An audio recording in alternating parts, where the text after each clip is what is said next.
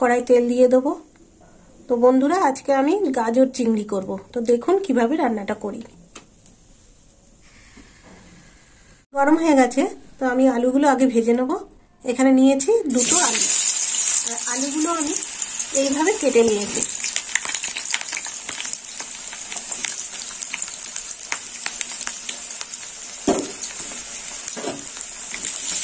একটু লাল লাল করে ভেজে নেব।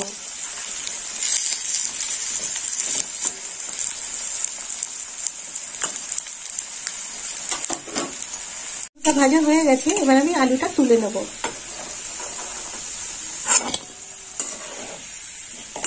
এরকম লাল লাল করে ভেজে নিতে হবে।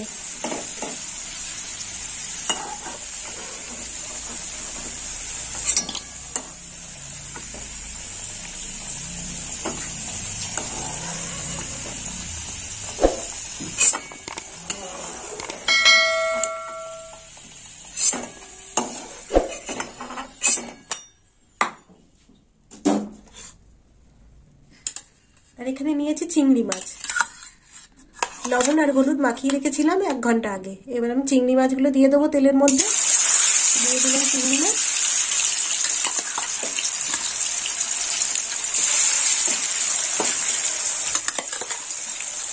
চিংড়ি মাছটা লাল লাল করে ভেজে নেব।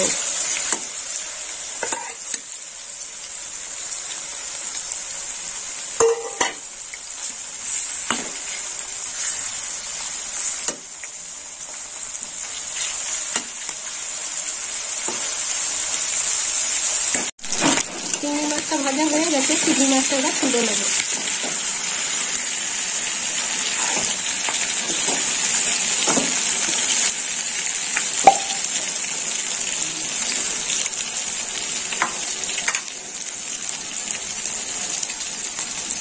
এবার দেবো ফোড়ন। তা ফোড়নে নিয়েছি আমি শুকনো লঙ্কা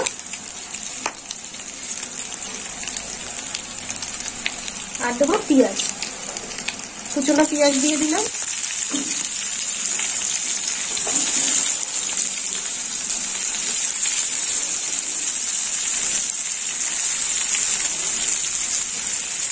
পেঁয়াজটা একটু ভেজে নেবো লাল লাল করে। পেঁয়াজটা ভাজা হয়ে গেছে, এবার মশলা দেবো। তো মশলার মধ্যে নিয়েছি গোটা রসুন, আর দিয়ে দেবো একটু বাটা রসুন।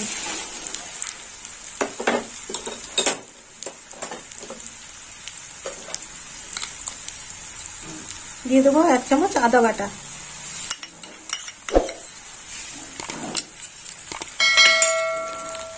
একটু নেড়ে চেড়ে নেবো।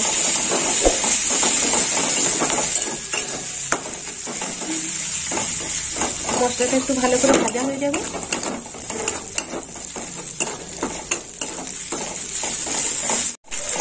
মশলাটা একটু ভাজা হয়ে গেছে, দিয়ে দেবো হলুদ গুঁড়ো।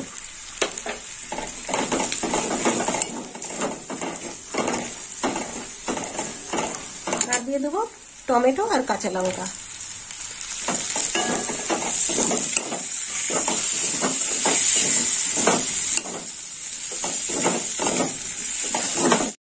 দিয়ে দেবো ধনের গুঁড়ো 1 চামচ, আর দিয়ে দেবো লঙ্কার গুঁড়ো 1 চামচ।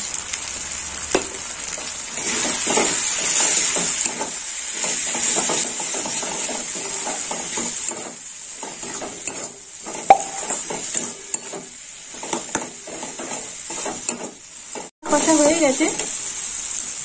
এই যে গাজর এবার দিয়ে দেবো, কোরানো গাজর। এখানে আমি 300 গ্রাম গাজর নিয়েছি, দিয়ে দিলাম গাজর।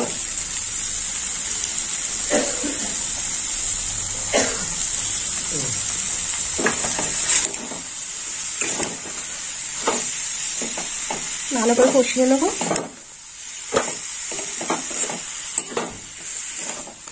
এবার দিয়ে দেবো চিংড়ি মাছ, ভেজে রাখা আলু। দিয়ে দিলাম ভেজে রাখা চিংড়ি মাছ আর আলু। সবকিছু একসঙ্গে কষে নেব।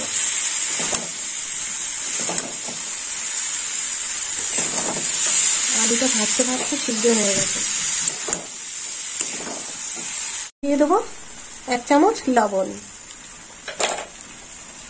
এখানে 1 চামচ চিনি আছে, দিয়ে দিলাম চিনি।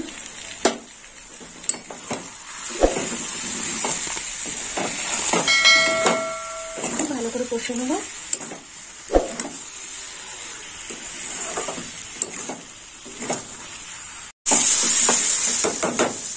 গাজর চিংড়ি কষা হয়ে গেছে, এবার জল দিয়ে দেবো। দিয়ে দিলাম জল।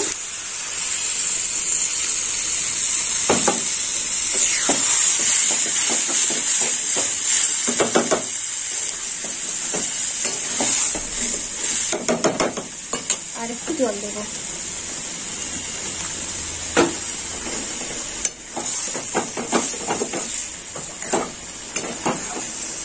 আঁচটা একটু কমিয়ে দেবো।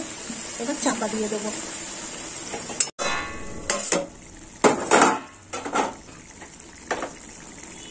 এবার দিয়ে দেবো গরম মশলা।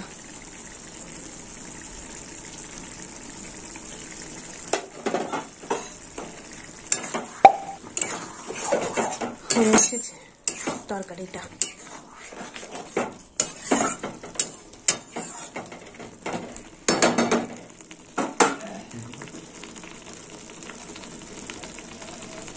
আর দিয়ে দেবো 1 চামচ ঘি।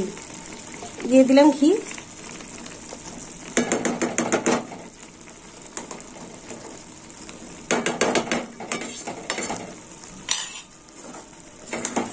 তো বন্ধুরা, গাজর চিংড়িটা হয়ে গেল। আপনারাও এরকম বাড়িতে বানিয়ে খাবেন আর আমাকে কমেন্ট করে জানাবেন কেমন খেতে হয়েছে।